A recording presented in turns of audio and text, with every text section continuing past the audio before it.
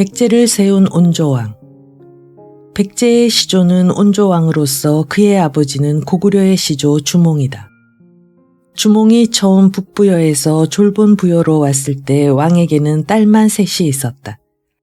왕은 주몽을 보자 뛰어난 인물임을 알고 둘째 딸인 소소노와 결혼을 시켰다. 주몽과 소소노와의 사이에서는 맏아들 비류와 둘째 아들 온조가 태어났다. 이 무렵 북부여에서 아들 유리가 찾아오자 주몽은 비류와 온조가 아닌 유리를 태자로 삼았다. 비류와 온조는 오강과 마려 등 10여 명의 신하와 함께 고구려를 떠나 남쪽으로 내려왔는데 이때 그들을 따르는 백성들이 많았다. 한 산에 닿은 비류와 온조는 부하하게 올라가 땅을 살펴보았다. 여러 신하들이 하남 땅에 이르러 말했다.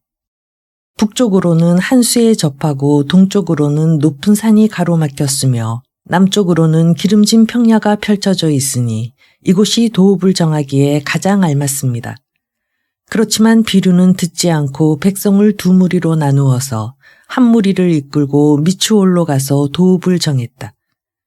한편 온조는 기원전 18년에 하남 위례성에 도읍을 정하고 나라 이름을 십제라 하였다. 그런데 미추홀로 간 비류는 토지가 질퍽하고 물맛이 짜서 백성들이 살 곳이 못 된다고 떠나자 온조에게 돌아왔다. 내가 진작에 여기에 도읍을 정하고 나라를 세울 것을 잘못했구나. 비류는 자기의 잘못된 선택을 후회하며 한숨을 쉬다가 죽었다. 비류의 백성이 모두 하남 위례성으로 돌아와 합치자 백제는 더욱 강해졌다. 이제부터 나라 이름을 백제로 하겠노라. 온조는 나라 이름을 고쳤다. 백제란 백성들이 즐겨 따랐다고 하여 정한 나라 이름이다. 백제는 고구려와 함께 부여에서 나왔으므로 성을 부여라고 하였다. 온조왕 1년 5월에는 아버지인 주몽, 즉 고구려 동명왕의 사당을 세웠다. 이듬해 봄, 왕은 여러 신하들을 불러놓고 말했다. 우리나라의 북쪽과 경계를 이루고 있는 말갈이 침략의 기회를 엿보고 있으니 우리도 그들의 침략에 대비해서 무기를 수선하고 군량을 마련해 두시오. 발전하는 백제. 온조왕이 나라를 세운 뒤 한수 유역의 지리를 잘 이용한 백제는 부군의 세력을 끌어들여 많은 발전을 이루었다. 온조왕에 이어 제2대 다루왕, 제3대 기루왕, 제4대 계루왕, 제5대 초고왕, 제6대 구수왕 등이 뒤를 이어서 크고 작은 충돌을 일으키며 영토를 넓혔다. 제8대 고의왕 때부터는 나라의 기틀이 어느 정도 갖추어졌다. 그때에는 왕이 붉고 큰 소매가 달린 골룡포를 입었으며 머리에는 황금색 꽃으로 장식한 비단관을 쓰기 시작했다. 제9대 책계왕은 대방군 태수의 딸을 왕비로 맞이하였다. 태수의 딸인 보가 부인은 용모가 매우 아름다웠으므로 왕은 하루하루를 즐겁게 보냈다.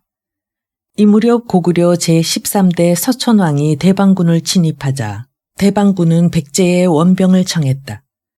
백제 조정에서는 이 문제를 둘러싸고 의논한 끝에 왕과 대방태수와는 장인과 사이사이이므로 도와주지 않을 수 없다고 하여 원군을 보내주기로 하였다.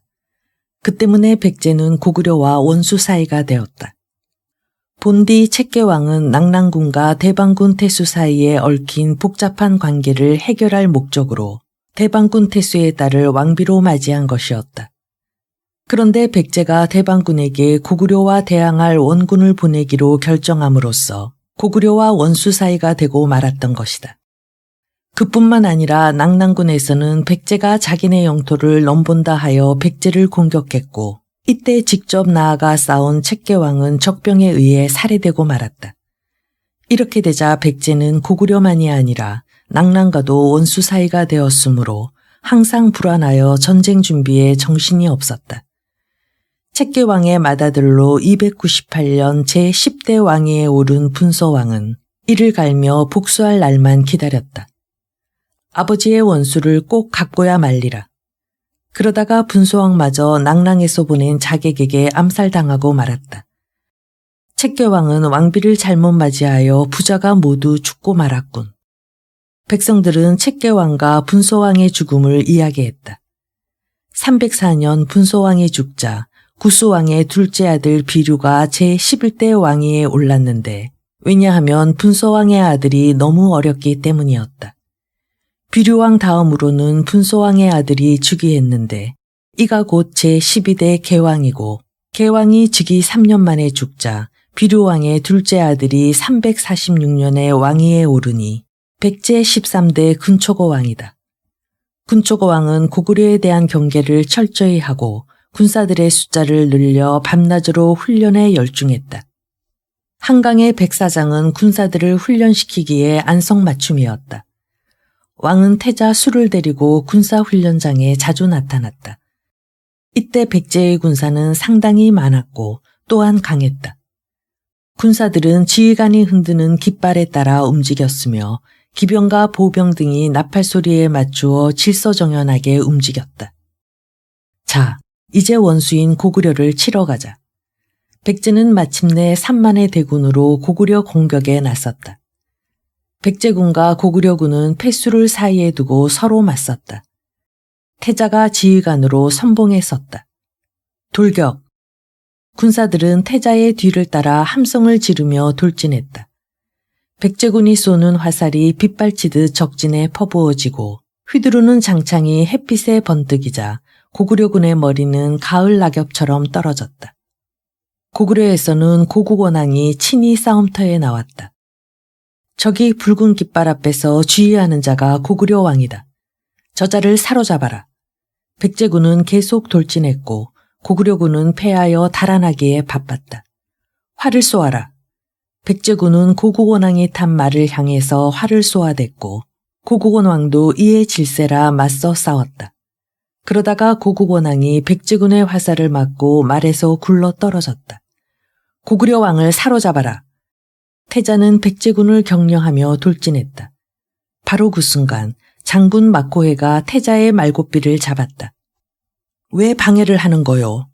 태자 저하, 고구려 왕은 이미 전사했습니다. 이 기회에 고구려의 뿌리를 송두리째 뽑아버려야 하오. 제 말을 잘 들으십시오. 태자는 막고해가 하는 말을 귀담아 들었다. 옛말에 만족한 것을 알면 욕이 되지 않고 그칠 줄을 알면 위태로움이 없다고 하였습니다. 그 말이 맞소. 장군이 나를 깨우쳐 주셨구려. 태자는 승리를 기념하기 위해 그곳에 돌을 쌓게 하고 군사들을 돌렸다. 태자는 좌우 신하들을 둘러보며 말했다. 오늘 이후 다시 이곳에 올 사람이 있는가? 그 뒤로 백제의 국력은 나날이 강해졌다. 혼란스러운 백제. 제16대 진사왕은 태자수의 둘째 아들이다. 태자수는 제14대 근구수왕이 되어 10년 동안 왕의 자리에 있었고 그가 죽은 뒤에 제15대 침류왕이 재위 2년 만에 또 죽자 그의 동생이 왕위에 오르니 제16대 진사왕이다. 부왕이 태자 시절에 고구려와 싸워 371년 고국원왕을 전사시키며 큰 승리를 거두었으므로 나라의 기틀은 이미 튼튼해져 있었다. 백성들은 태평한 세월을 누렸다. 진사왕은 궁궐을 새로 짓고 경치 좋은 곳에 연못을 팠는가 하면 궁궐 안에 화초를 가꾸었으며 새와 짐승도 길렀다. 왕은 자신도 모르는 사이에 사치에 빠져 나란 일은 처리하지 않고 오직 사냥과 놀이를 즐겼다. 그러자 고구려에서는 백제를 노리고 위협했다. 사냥에 맛을 들인 진사왕은 멀리 구원에까지 나갔고 아예 그곳에 행궁까지 지었다. 왕이 한번 사냥을 나가면 10여일이나 한 달씩 궁궐을 비우고 행궁에서 지냈다.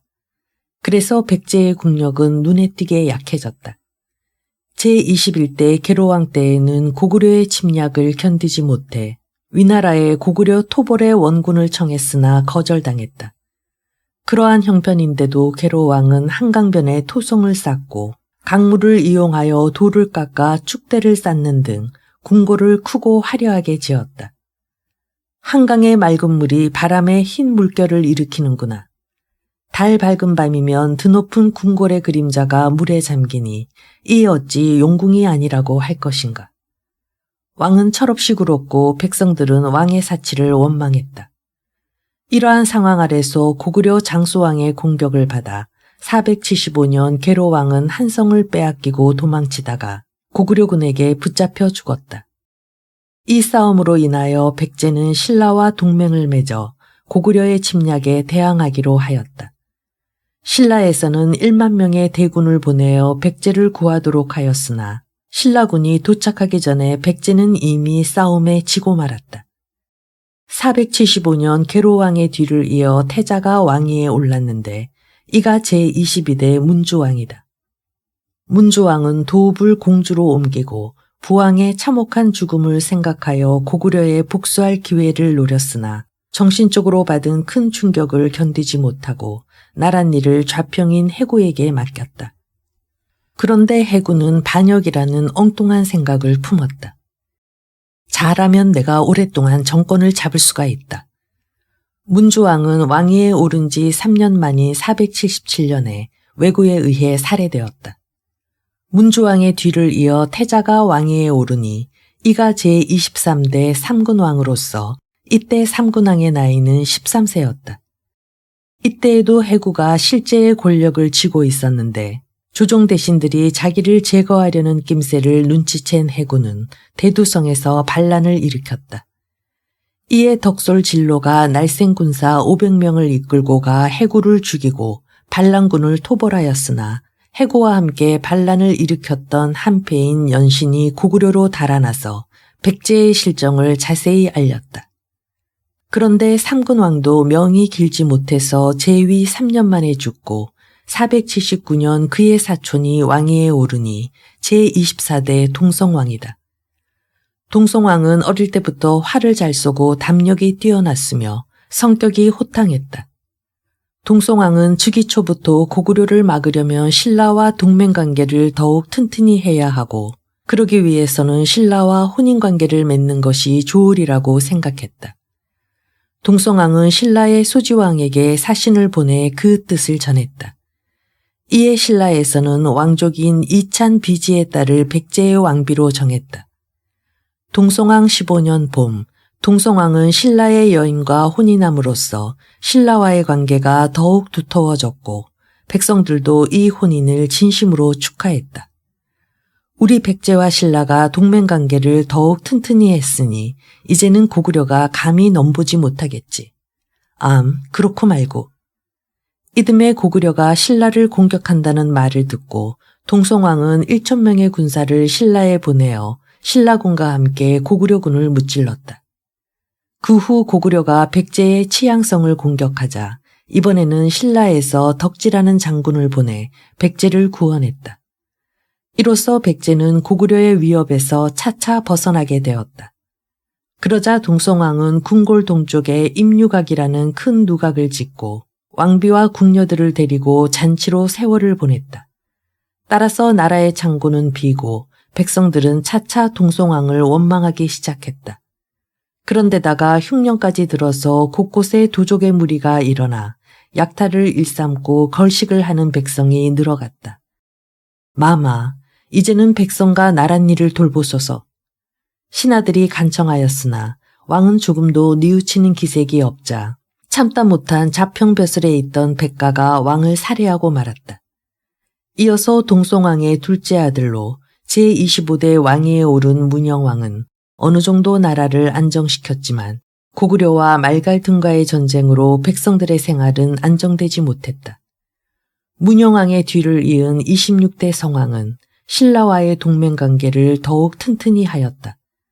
하지만 고구려의 침입을 견디지 못해 538년 도읍을 공주에서 부여로 옮기고 국호를 남부여로 바꾸었다.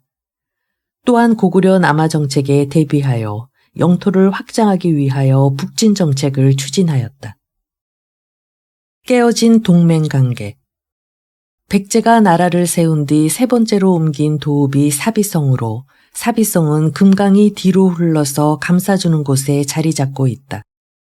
성왕은 중국의 양나라와 교역에 적극 힘써서 남조의 문화를 받아들임으로써 백제 문화가 꽃을 피우게 되었다. 이 무렵 신라의 국력이 크게 강해져서 백제를 억눌렀으며 제24대 진흥왕 때에는 백제 국경을 침범하여 한산주를 빼앗았다. 또한 그 여세를 몰아 3년 산성을 빼앗고 옥천까지 진격해왔다. 이렇게 되자 성왕은 크게 노하였다. 신라는 우리와 동맹을 맺어서 고구려에 대항해온 것이 100년 가까이나 되는데 배신을 하다니. 내가 직접 나아가서 신라를 치겠다.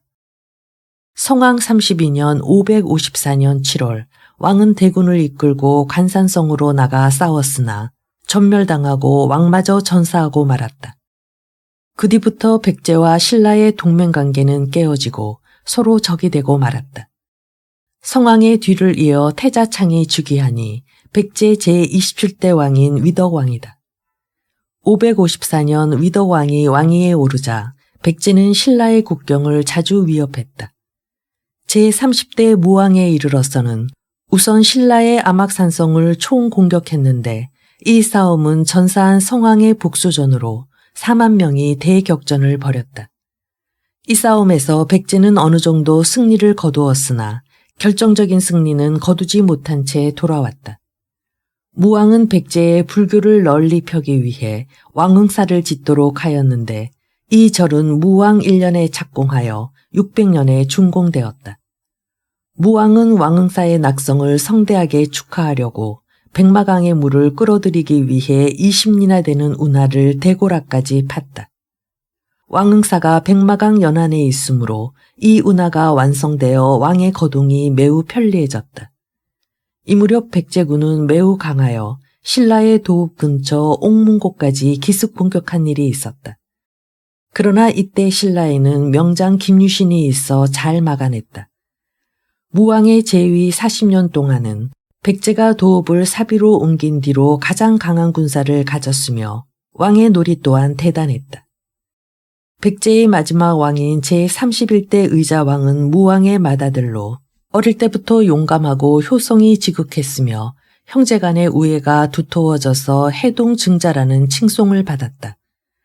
의자왕은 당나라와 친교 정책을 맺었는데 당태종은 사부낭중 정문표를 보내 의자왕을 주국 대방군공 백제왕에 책봉했다. 의자왕은 즉위초 나라를 안정시키고 군사를 훈련시키는 등 영토 확장을 위해 애썼다. 642년 의자왕 2년 왕은 군사를 이끌고 신라를 공격해 미우성 등 40여 개 성을 빼앗았으며 같은 해 윤충에게 1만여 명의 군사를 주어 신라의 대야성을 치게 하여 성을 함락시키고 성주 품석과 그 가족을 죽이고 1만여 명을 볼모로 잡는 등 대승을 거두었다. 의자왕 3년에는 고구려와 적대관계를 풀고 화친을 꾀하였으며 신라를 통합시키겠다고 결심하였다. 또 당항성을 공격하여 빼앗고 신라와 당나라가 통하는 길을 막았다. 그러자 신라의 선덕여왕은 당나라에 사신을 보내 구원을 청했고 의자왕은 당태종의 압력에 군사를 철수시켰다.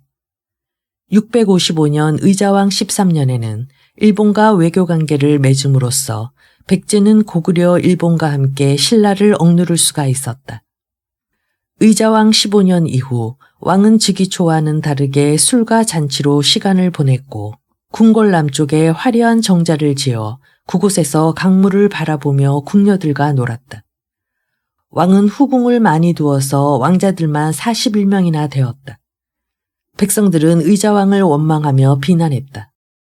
저러다가는 틀림없이 망하고 말지.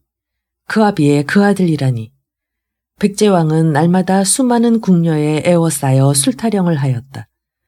아버지인 무왕이 그러했듯이 의자왕도 나라의 돈을 물쓰듯이 하였다. 의자왕은 자신이 왕이라는 사실도 잊은 채 궁녀들 사이를 맴돌며 춤까지 추었다. 간신들은 왕의 비위를 맞추며 깔깔거렸다. 대왕마마, 이때 자평성충이 의자왕 앞에 나타났다. 누구냐? 고개를 들라. 의자왕은 비틀거리며 자기 앞에 꿇어 엎드린 성충을 노려보았다. 성충은 의자왕에게 충심으로 간했다. 이제는 그만하옵시고 도탄에 빠진 백성과 정사를 돌보시옵소서. 대체 너는 누구냐? 신 성충이 아뢰고 있사옵니다. 듣기 싫다. 어서 썩 내 앞에서 물러가거라. 대왕마마, 무엇들 하느냐? 저 늙은이를 끌어가지 못할까? 대왕마마, 지금 신라는 당나라와 연합하여 우리 백제를 치려고 호시탐탐 노리고 있사옵니다. 어허, 그래도 말을 듣지 않는구나. 여봐라, 이 늙은이를 당장에 하옥시키렸다. 의자왕은 백제의 마지막 중신인 성충의 중언을 귓등으로 흘려버렸다. 하하하, 신라가 감히 우리 백제를 친다고. 의자왕은 즉위초에 강했던 백제군만 생각하고 있었다. 한편 옥에 갇힌 성충은 나라를 위하는 충성스러운 마음으로 왕이 다시 정신을 차리고 정치에 힘쓰기를 바랐다. 그러나 의자왕은 정신을 차리지 못했다. 풍악 소리는 점점 더 드높아져서 옥중에까지 들려왔다. 아, 저 망국의 풍악 소리. 이제 우리 백제는 꼼짝없이 망하는구나. 성충은 한탄을 하였다. 성충은 감옥 안에서 의자왕에게 상소문을 썼다. 충신은 죽음에 임하더라도 임금을 잊지 않는 법이라 마지막으로 아뢰옵니다. 머지않아 반드시 전쟁이 일어날 것입니다. 군사를 쓸 때에는 지형을 잘 골라 대비해야 합니다. 외적이 침입해 오거든 육로로는 탄현을 넘지 못하게 하시고 수로로는 기벌포의 언덕을 들어서지 못하게 방어하옵소서. 의자왕은 성충이 올린 상소문도 찢어버렸다. 성충은 옥에 갇힌 28일 동안 전혀 음식을 먹지 않고 끝내 눈을 감았다.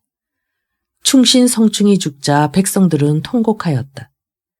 의자왕 17년 봄, 왕은 41명의 왕자에게 좌평이라는 벼슬을 내리고 시급을 주었다. 그런데 2년 후인 의자왕 19년에는 나라 안에 이상한 일이 자주 일어났다. 2월 어느 날 궁중에 여우들이 떼를 지어 나타났다. 저 흰 여우 좀 봐. 좌평의 책상에도 앉아있네. 군사들이 여우를 쫓아다녔으나 한 마리도 잡지 못했다. 그해 5월 백마강에는 3길이나 되는 큰 물고기가 죽은 채로 떠올랐다. 8월에는 키가 18자나 되는 여인의 시체가 생초진에서 발견되었고 궁중에 매일 밤마다 귀신 울음소리가 들려왔다. 이듬해 봄에는 사비성의 우물물이 핏빛처럼 붉다는 소문이 나돌아서 날이 갈수록 민심이 흉흉해졌다. 6월에는 배의 돛대가 큰 물을 따라 절로 들어오는 것을 왕사의 여러 중들이 보았다. 노루처럼 생긴 개 한 마리가 사비수 언덕으로 올라와 대궐을 향해 짖다가 순식간에 사라지기도 하였다. 그런가 하면 의자왕 20년 어느 날에는 귀신 하나가 대궐 안으로 들어와서 백제는 망한다라고 여러 번 외치다가 군사가 나타나자 땅속으로 사라졌다. 군사들이 이상하게 생각하고 그곳을 파보았더니 땅속에서 거북 한 마리가 나왔다. 거북의 등에는 글자가 쓰여져 있었다. 백제는 보름달 같고 신라는 초승달 같다. 군사들이 그 거북을 의자왕에게 보였더니 의자왕은 점쟁이를 불렀다. 거북의 등에 쓰여 있는 글자가 무슨 뜻이냐? 백제가 보름달 같다 함은 달이 꽉 찼으니 이제 기울어진다는 뜻이고 신라는 초승달 같으므로 이제 보름달같이 된다는 뜻이옵니다. 의자왕은 화를 벌컥 내고는 점쟁이를 죽여버리도록 하였다. 다음에 왕 앞으로 불려온 점쟁이는 목숨이 두려워서 거짓말을 하였다. 백제는 보름달 같으니 강하고 신라는 초승달 같으니 약하다는 뜻이옵니다. 하하하, 그러면 그렇지. 백제가 범이면 신라는 하룻강아지지. 하룻강아지가 범 무서운 줄 모르고 덤비면 죽음밖에 없는 게야. 의자왕은 거북의 교훈마저도 바르게 깨닫지 못했기 때문에 거짓말을 한 점쟁이에게 후한 상을 주었다.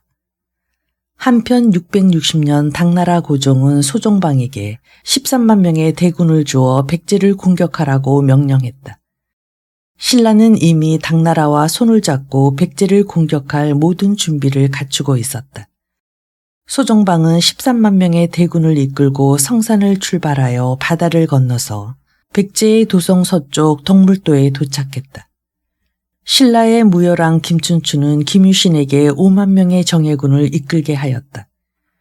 의자왕은 정신 못 차리고 놀다가 신라와 당나라의 연합군이 쳐들어온다는 말을 듣고 정신이 번쩍 났다. 그제서야 의자왕은 신라는 하룻강아지가 아니라는 사실을 비로소 깨달았다. 의자왕은 곧 어전회의를 열었다. 좌평의직이 의자왕에게 아뢰었다. 당나라군은 멀리 바다를 건너왔으므로 물에 익숙하지 못한 군사는 배에 남아있기가 어려울 것입니다. 그러니 당나라 군들이 육지에 내려 대열을 갖추기 전에 단숨에 무찌르면 이길 것이옵니다. 그러면 당나라 군들을 믿고 있던 신라 군들은 감히 대들지 못할 것이오니 당나라 군을 먼저 무찔러야 할 것이옵니다. 달솔, 상령 등이 의직의 의견에 반대하고 나섰다. 당나라 군들은 멀리서 왔으므로 싸움을 서두를 테니 그 기세를 당할 수 없습니다. 그러나 신라 군들은 우리에게 자주 패했기 때문에 우리 군사들만 보면 오금을 펴지 못할 것입니다. 우선 당나라 군들의 진로를 막아 사기를 떨어뜨리고 일부 군사들로 신라군을 공격한 다음에 전군이 합하여 싸우도록 하옵소서. 의자왕은 누구의 의견을 따라야 할지 갈피를 잡지 못했다. 이 신하의 말이 옳은 것 같고 저 신하의 말도 옳은 것 같았다. 이 무렵 좌평 흥수는 의자왕의 문란한 행동을 간하다가 죄를 얻어 고마미지라는 고을에서 귀양살이를 하고 있었다. 의자왕은 급히 사람을 보내 흥수의 의견을 물었다. 당나라군은 대군이고 군율이 엄합니다. 만약 당나라군과 들판에서 싸운다면 이기기 어렵습니다.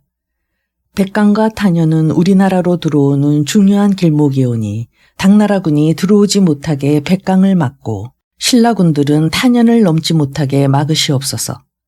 대왕께서는 백강과 탄현에서 적을 대치하는 동안 성문을 굳게 닫고 지키시옵소서. 그러면 두 나라 군사들은 군량이 떨어지고 지칠 것입니다. 그때를 노려서 일제히 공격하면 적들을 무찌를 수가 있사옵니다. 흥수의 의견은 전날에 성충이 옥에서 올린 상소문과 내용이 같아 대신들은 흥수의 의견에 반대했다. 흥수는 오랫동안 귀양살이를 했기 때문에 전하를 원망하고 나라를 배신하려 하고 있사옵니다. 그의 말을 들으시면 아니 되옵니다. 당나라군이 백강을 들어오더라도 배들을 나란히 띄울 수는 없을 것이오며 신라군이 탄현을 넘더라도 지름길을 지나야 하므로 말들이 한꺼번에 들어오지 못할 것입니다. 그때를 노려서 공격하면 적들을 전멸시킬 수가 있사옵니다. 결국 의자왕은 대신들의 의견에 따르기로 하였다. 백제의 멸망. 한편 신라의 명장 김유신이 이끄는 5만 명의 군사는 아무런 저항도 받지 않고 탄현을 통과했다. 당나라군은 이미 백강에 진을 치고 신라군도 탄현을 지났다고 하옵니다. 이 보고를 받은 의자왕은 기절할 듯이 놀랐다. 어떻게 적을 막느냐 하는 문제로 시간을 보내는 사이에 상태가 악화되고 만 것이다. 그때 한 장수가 의자왕 앞으로 나왔는데 그는 바로 계백 장군이었다. 신계백을 보내주시옵소서. 오, 장군이 있는 것을 미처 몰랐소. 이제 우리 백제의 운명은 장군에게 달려있소. 의자왕은 반가워서 계백 장군의 손을 덥석 잡았다. 그러나 계백 장군이 거느린 군사는 고작 5,000명밖에 안 되었다. 계백 장군은 5,000명의 결사대를 이끌고 황산벌로 나아가 신라의 대군과 맞붙어 싸웠으나 신라군 1만여 명을 죽인 5,000명의 결사대는 모두 장렬하게 전사하고 말았다.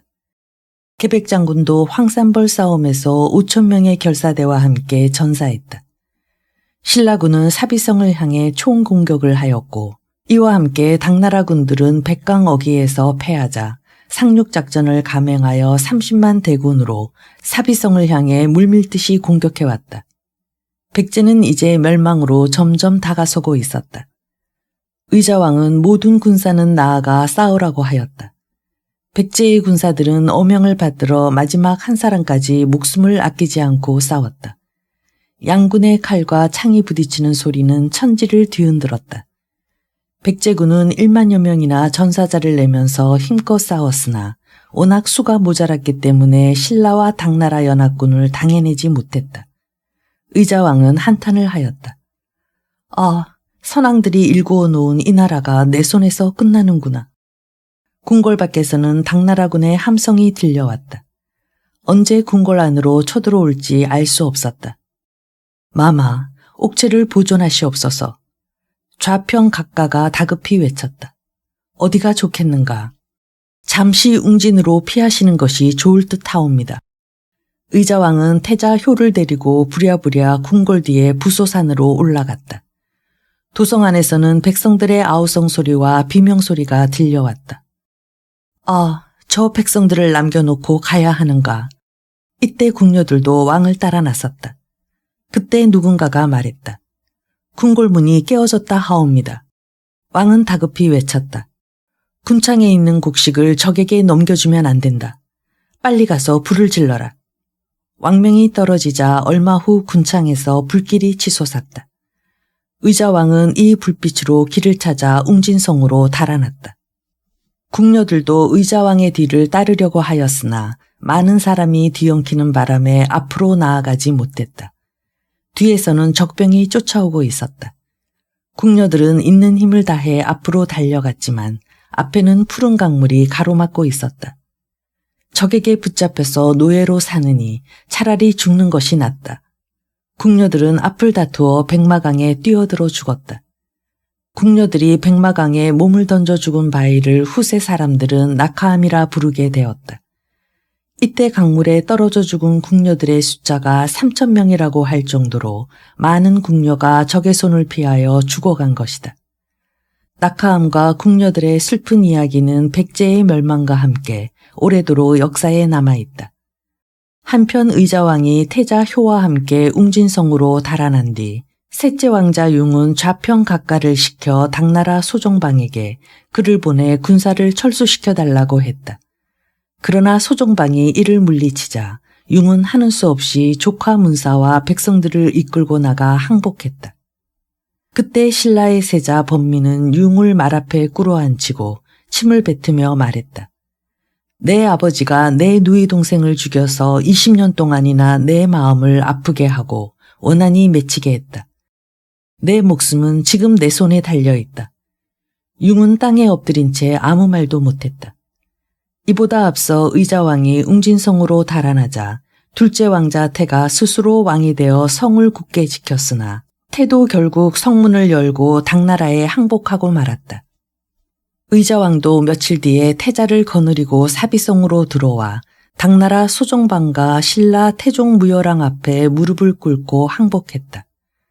태종무열왕은 큰 잔치를 베풀어 의자왕과 태자효를 단 아래에 꿇어앉힌 후 술을 따라 올리도록 하였다. 의자왕이 술을 부어 올리자 포로가 된 백제의 여러 신하들은 흐느껴 울었다. 그 후 소종방은 의자왕을 비롯하여 효와 왕자 태, 융, 그리고 12,000명의 포로를 끌고 당나라로 갔다. 이로써 백제는 31왕 678년 만에 멸망하고 말았다. 황산벌의 계백장군. 계백은 백제 의자왕 때 장군으로 달소리라는 벼슬에 있었다. 의자왕 20년인 660년에 당나라 소종방이 고종의 명으로 30만 명의 대군을 이끌고 백제를 침략할 때 신라에서는 김유신이 5만 명의 군사를 이끌고 육지로 쳐들어왔다. 당나라군은 수로로 백강을, 신라군은 육지로 탄현을 돌파하자 의자왕의 명으로 계백은 5,000명의 결사대를 조직했다. 계백 장군은 싸움터로 나가기 전에 집에 들러 가족에게 말했다. 내가 이제 싸움터로 나가지만 나라의 앞날을 예측할 수 없도다. 내가 불행히도 전사할 경우 내 처자가 적의 노예가 되느니 차라리 내 손에 죽는 것이 낫다. 이리하여 계백 장군은 처자를 모두 죽이고 나서 결연히 싸움터로 나섰다. 계백 장군은 지형을 잘 살펴서 사명을 쌓고 5,000명의 결사대에게 외쳤다. 옛날 월나라의 왕 구천은 5,000명으로 오나라의 70만 대군과 싸워 이겼다. 우리 백제군의 수가 적다고 하나 죽음을 각오하고 싸운다면 적을 무찌를 수가 있다. 계백 장군의 말에 백제군의 사기는 하늘을 찌를 듯했다. 신라군과 황산벌에서 맞붙은 백제군은 4차례나 거듭 싸워서 적 1만여 명을 섬멸했다. 그러나 5만 대군 앞에서는 어쩔 수 없어 계백 장군은 부하들과 함께 황산벌 싸움에서 전사하고 말았다.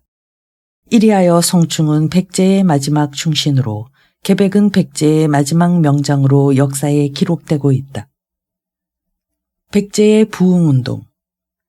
백제가 멸망한 후 당나라에서는 옛 백제 땅을 다스리기 위해 웅진, 마한, 동명, 금년, 덕안을 5도독부로 나누었는데 이 중 최고의 통치지역은 웅진 도독부로 각각 주와 현을 다스리게 하였다.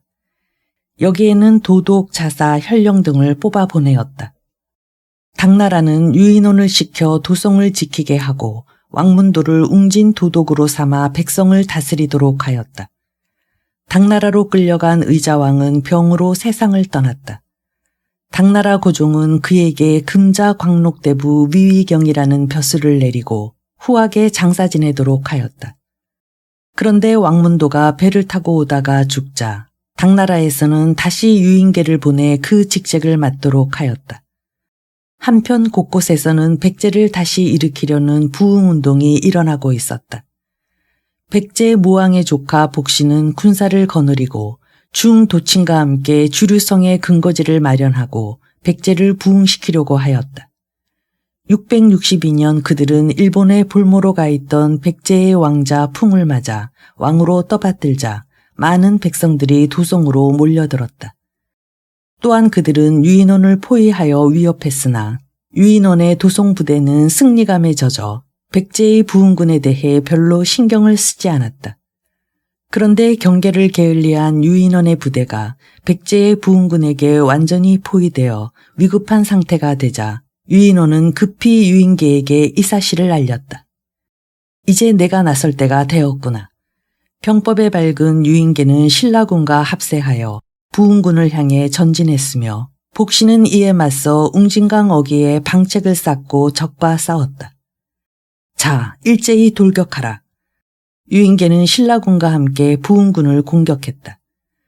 백제 부흥군은 패하여 방책 안으로 후퇴하다가 강물이 가로막히고 다리가 좁아 서로 짓밟고 짓밟히는 등 아수라장으로 변해 1만여 명이 목숨을 잃었다.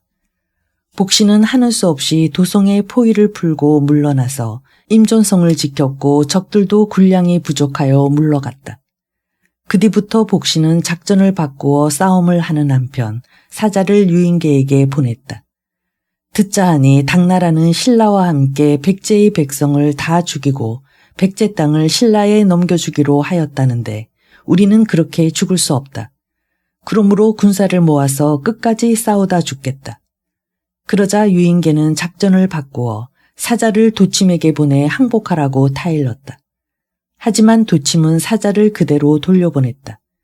사자의 벼슬이 너무 낮다. 한 나라의 대장인 내가 어찌 그런 사람에게 답서를 써서 보내겠는가. 유인원의 군사와 합친 유인계는 당나라 황제에게 신라군과 함께 백제의 부흥군을 치도록 해달라고 요청했다. 당나라 황제의 요청을 받은 신라에서는 김음 장군에게 군사를 거느리고 가서 유인계를 도우라고 하였다. 그러나 김음은 군사를 거느리고 고사에 이르러서 복신의 군사에게 패하여 도망쳤다. 그 뒤 세력이 강해진 백제 부흥군의 세력 다툼이 일어나 복신은 도침을 죽이고 그 무리를 이끌었다. 그러나 풍왕은 복신의 행동을 처벌하지 못하고 다만 경계할 뿐이었다. 뭉쳐도 시원찮은 판에 세력을 차지하기 위해 도침을 죽이다니. 복신은 유인원과 유인계가 성 안에서 원군을 얻지 못하고 있는 것을 알고 사자를 보냈다. 당신들은 대체 언제 당나라로 돌아가시오. 그때 내가 바래다 주겠소. 여기에는 백제에 오래 머물러 있다가는 죽기 쉬우니 빨리 당나라로 돌아가라는 뜻이 담겨져 있었다. 유인원은 간담이 선을 하였다. 이듬해부터 다시 싸움이 벌어졌다. 이번에는 유인원과 유인계 등의 군사가 백제 부흥군을 웅진 동쪽에서 크게 무찌르고 지라성, 윤성, 대산 등을 점령했다. 이 싸움에서 복신은 많은 군사를 잃고 진현성으로 쫓겨갔으며 밤중에 다시 기습을 받아 800여 명의 군사를 잃고 험준한 진현성마저 내놓았다.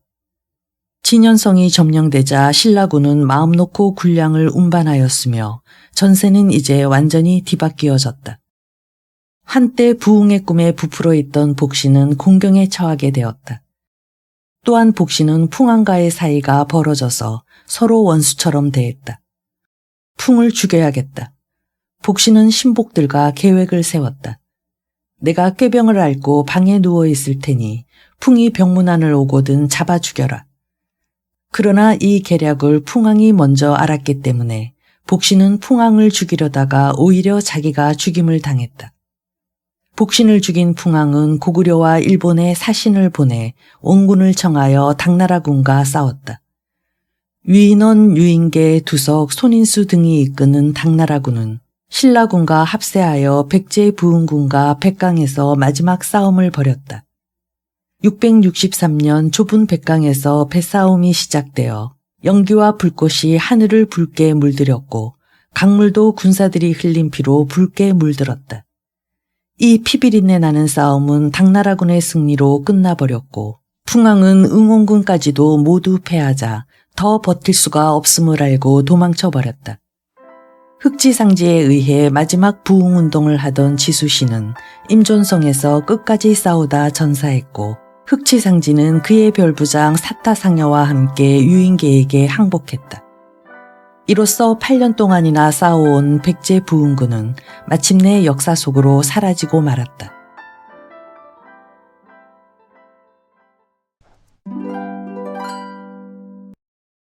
대륙 백제 이야기. 북위와 전쟁을 벌였던 백제. 삼국시대를 기록한 우리의 정사 역사서를 꼽자면 단연 삼국사기라고 할 수 있다. 이 삼국사기의 구성을 보면 삼국의 역사를 기록한 본기는 총 28권인데 이 중 12권이 신라 본기이고 10권이 고구려 본기이며 백제 본기는 단 6권에 불과하다. 즉 백제의 역사가 가장 분량이 적게 기록된 것이다. 물론 현실적인 측면도 있다. 신라는 서기 935년까지 존속했던 나라였지만 백제는 서기 660년에 멸망했고 고구려는 서기 668년에 멸망했기 때문에 삼국사기가 편찬된 고려시대를 기준으로 보면 신라의 자료가 가장 풍부할 수밖에 없다. 하지만 아쉬운 점이 남는 것도 어쩔 수 없다. 삼국사기 백제본기 동성왕 10년조에는 일반적인 역사상식으로는 이해가 안 되는 기록이 있다. 그 기록은 다음과 같다. 위나라가 병사를 보내 쳐들어왔으나 우리에게 패배했다. 여기서 말하는 위나라는 북위를 말한다. 서기 488년에 북위가 백제를 침공했는데 도리어 백제에 패배했다는 기록이다. 백제와 북위가 전쟁을 벌였던 사실이 있었다는 건 잘 알려져 있지 않다. 그 이유는 국사 교과서나 세계사 교과서에나 전혀 실려있지 않기 때문이다. 그래서 역사에 관심이 있는 일부 몇 사람을 제외하면 모르는 경우가 많다. 북위가 남조 국가와 대치하고 있는 상황에서 바다 건너 한반도의 호남과 충청도 지역에 웅크리고 있는 백제와 전쟁을 치러야 할 이유가 무엇이 있었을까? 전쟁을 준비하고 수행하는 데는 예나 지금이나 막대한 돈이 들어간다. 그럼에도 불구하고 전쟁을 치르는 이유는 전쟁을 통해 소모한 비용보다 전쟁에서 승리해서 얻게 될 이득이 더 클 것이라는 나름의 계산이 있었기 때문이다. 하지만 당시 북위가 바다 건너 한반도의 백제를 쳐서 얻을 만한 이익이 뭐가 있었을까? 백제와 북위의 전쟁 기록은 삼국사기뿐 아니라 중국의 남제서에도 기록되어 있고 남제서는 달랑 한 줄만 기록된 삼국사기보다 훨씬 더 자세하고 풍부한 내용을 담고 있다. 그 밖에 자치통감 등에도 자세하게 기록돼 있다. 그렇다면 사서의 기록을 통해 당시 상황을 알아봐야 할 것으로 보인다. 자치통감의 기록에는 백제와 북위의 전쟁에 대해 이렇게 기록하고 있다. 위나라가 군사를 보내 백제를 공격했으나 백제에게 패배하였다. 그리고 주석으로 백제에 대해 이렇게 덧붙이고 있다. 진수가 말하기를 사마는 무르 78국이다. 백제는 그중 하나다. 라고 하였다. 이연수의 북사에 근거하면 그 선조는 백가가 바다를 건너와 후에 차츰 강성해져서 나라를 세웠기 때문에 백제라 하였다. 진나라 때에 이르러 고구려가 요동을 경략해 점유하니 백제 또한 요소와 진평 이군을 점거하여 소유했다. 여기서 말하는 진나라는 조조의 위나라를 멸망시키고 사마염이 세운 진나라를 말한다. 이때 고구려가 요동을 경략해 점유했는데 백제도 그에 뒤지지 않고 요소군과 진평군을 점거했다는 기록이다. 즉 대륙 백제에 대한 기록인 셈이다. 물론 국사교과서에도 백제의 전성기 때라는 근초고 왕과 금구수 왕 때 백제가 요소지방과 산동반도 일대에 진출했다는 말이 나와 있기는 하다. 하지만 구체적으로 어디서부터 어디까지를 차지했는지 또 차지했다면 얼마 동안 그 땅을 경영했는지는 전혀 나와 있지 않다. 국사교과서 속 내용만 보면 그냥 백제가 일시적으로 해당 지역에 쳐들어간 것 정도로밖에 안 보인다. 그런데 자치통감은 백제가 진나라 때부터 요소군과 진평군을 점거하고 소유했다고 기록하고 있다. 북이가 쳐들어간 백제 또한 요소군과 진평군 일대를 차지하고 있었던 대륙 백제는 아니었을까?